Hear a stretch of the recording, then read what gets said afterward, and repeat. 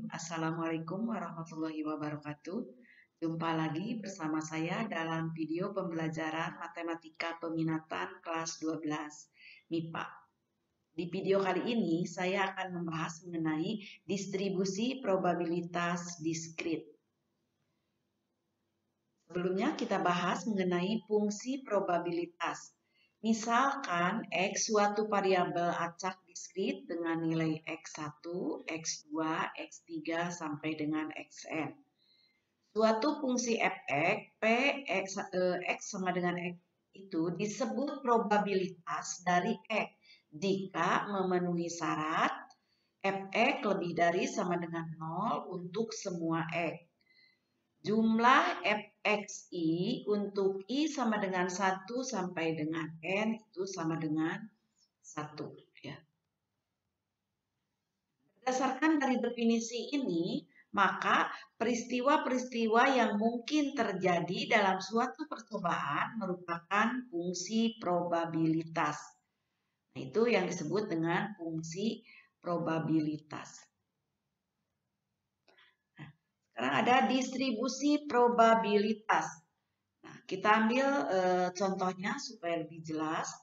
Ketika melempar undi 2 buah koin, variabel acak muncul sisi gambar atau G di sini adalah 0G, berarti tidak muncul G-nya 1G, kemudian dan 2G. Jadi X-nya itu 0, 1, dan 2.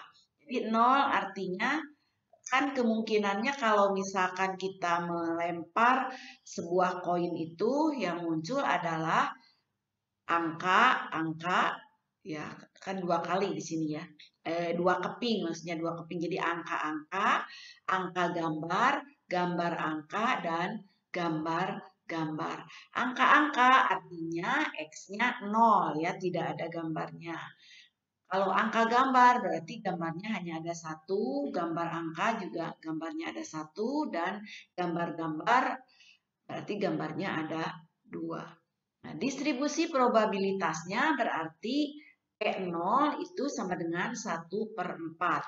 Karena yang tidak ada gambar atau gambarnya 0 itu hanya ada 1, yaitu angka-angka. Sedangkan kemungkinannya di sini ada 4, jadi 1/4. P1 artinya yang muncul satu gambar. Yang muncul satu gambar itu ada 2. Bisa angka gambar, bisa gambar angka. Jadi 2/4. Diperkecil jadi 1/2. Kemudian P2 berarti dua-duanya gambar. Dua-duanya gambar, nah seperti ini ya. Itu hanya ada 1 yaitu gambar-gambar. Jadi 1/4. Ya, probabilitasnya 1/4. Nah, distribusi probabilitas seperti ini itu bisa dinyatakan dalam bentuk bisa tabel distribusi probabilitas, bisa dengan tabel fungsi probabilitas, atau bisa dengan grafik distribusi probabilitas. Nah, kita bahas dulu untuk yang tabel distribusi probabilitas. Di sini sudah ada ya tabelnya. Peristiwa yang mungkin terjadi itu kan tadi angka-angka, angka gambar, gambar angka, dan gambar-gambar. Banyaknya sisi gambar, berarti di sini angka-angka tidak ada gambarnya, berarti banyaknya gambar 0. Angka gambar, berarti banyaknya gambar 1. Gambar angka, berarti banyaknya gambar 1. Gambar-gambar, berarti banyaknya gambar adalah 2. Itu kalau disajikan distribusi tabel distribusi probabilitas. Jadi penyajiannya seperti itu ya. Nah, untuk tabel fungsi probabilitas.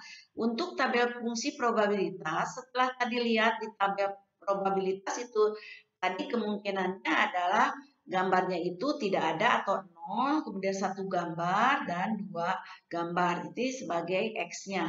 Kemudian untuk fungsinya berarti Px yang gambarnya 0 atau tidak ada gambarnya itu ada 1, yaitu 1/4 berarti ya.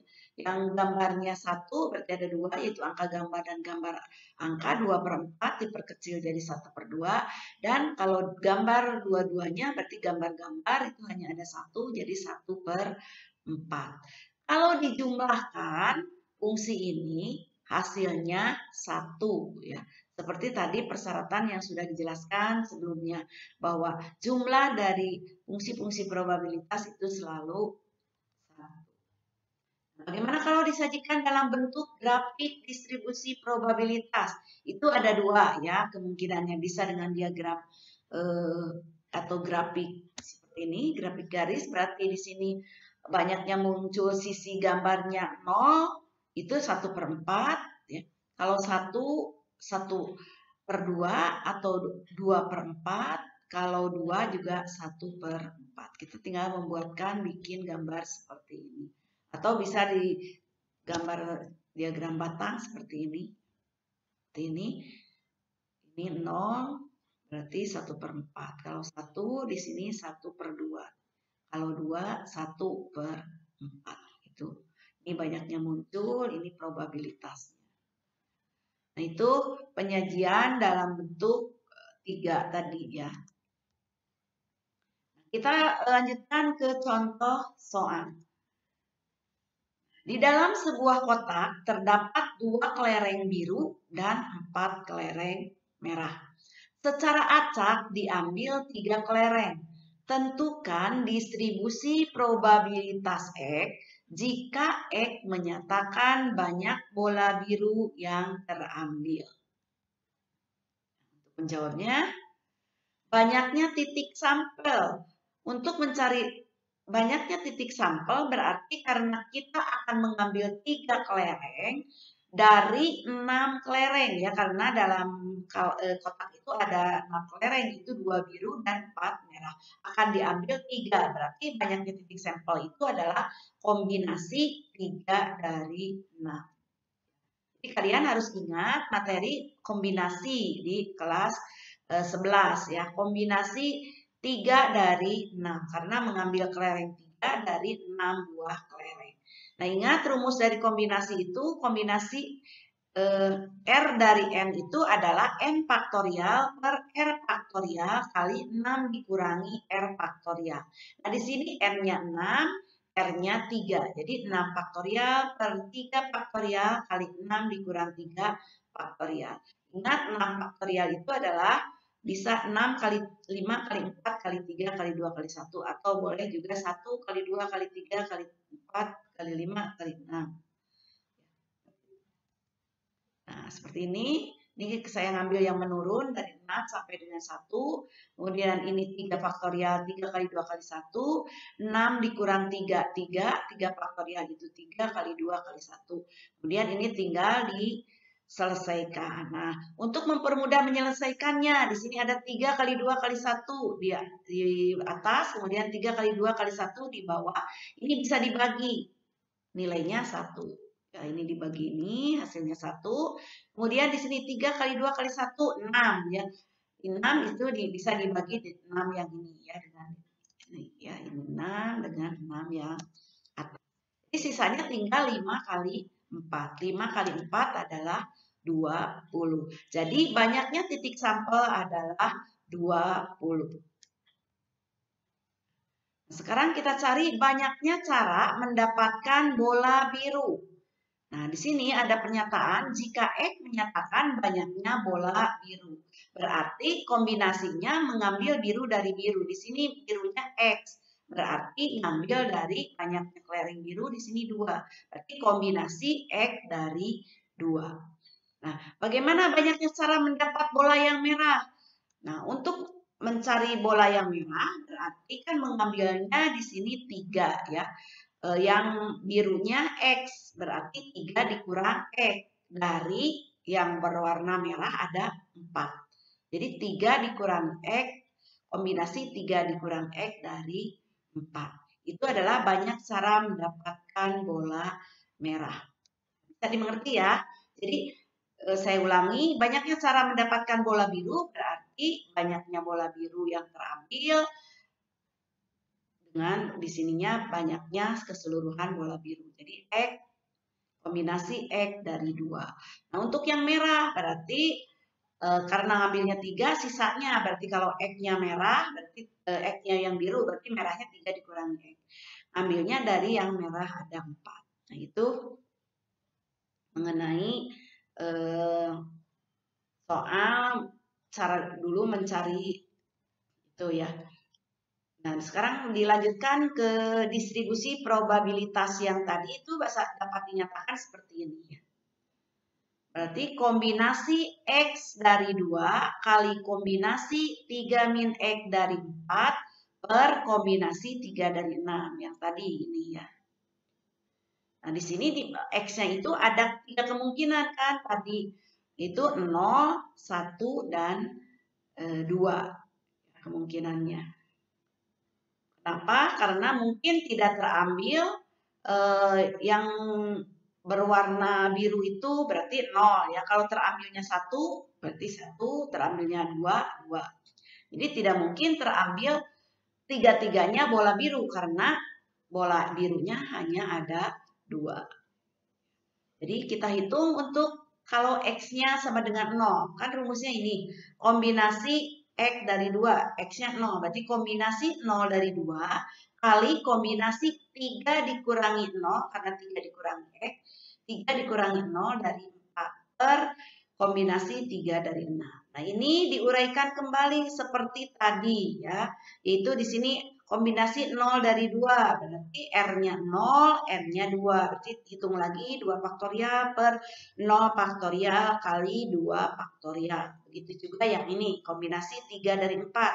Berarti 4 faktorial per 3 faktorial kali 4 dikurang 3 faktorial. Kalau kita hitung, ini hasilnya adalah 0,2. Nanti silahkan diuraikan sendiri ya, karena tadi sudah diberikan contohnya.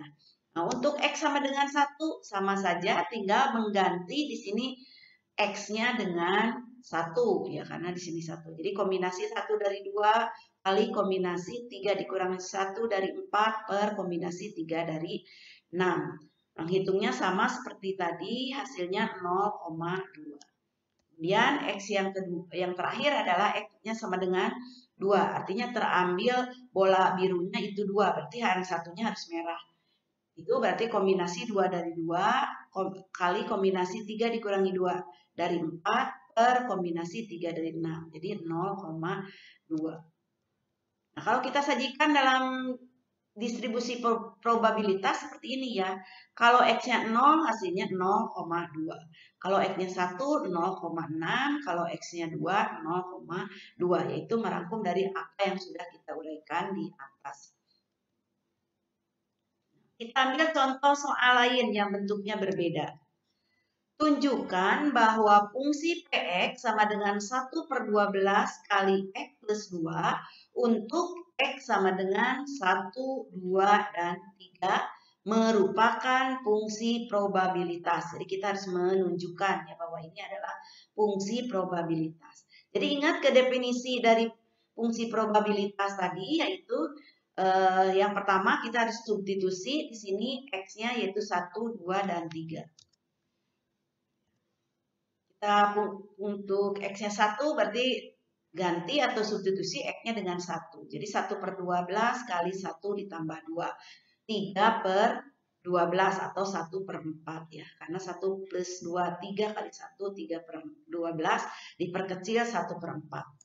Atau P2 berarti ganti X-nya dengan 2. 1/12 kali 2 ditambah 2. 4/12 diperkecil 1/3. Kemudian kalau P3, X-nya diganti dengan 3. Jadi 1/12 kali 3 ditambah 2. 5 kali 1 ya, jadi 5/12. Nah, dilihat dari hasil jawaban ini, kalau kita coba jumlahkan P1, P2, dan P3, itu hasilnya adalah ini kan tadi 3/12 atau diperkecil 1/4, 4/12 diperkecil 1/3 ditambah 5/12. Kalau kita jumlahkan 3 tambah 4 tambah 5 itu 12. 12/12 sama dengan 1. Nah, tadi syarat suatu fungsi probabilitas itu kalau dijumlahkan nilainya 1 dan kemudian ini nilai P1, P2, P3-nya itu berkisar antara 0 sampai dengan 1, antara 0 dan 1. Berarti dua-duanya memenuhi syarat sebagai fungsi probabilitas. Berarti jawabannya merupakan eh, probabilitas ya, karena tadi PI-nya berkisar antara 0 dan 1, yaitu ini ya, berkisar antara 0 dan 1, kemudian jumlahnya 1. Maka kesimpulannya adalah PX sama dengan 1 per 12 kali X plus 2 untuk X sama dengan 1, 2, dan 3 merupakan fungsi probabilitas. Demikian tadi mengenai pembahasan kita fungsi probabilitas.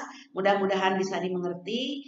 Billahi taufiq wal hidayah. Wassalamualaikum warahmatullahi wabarakatuh.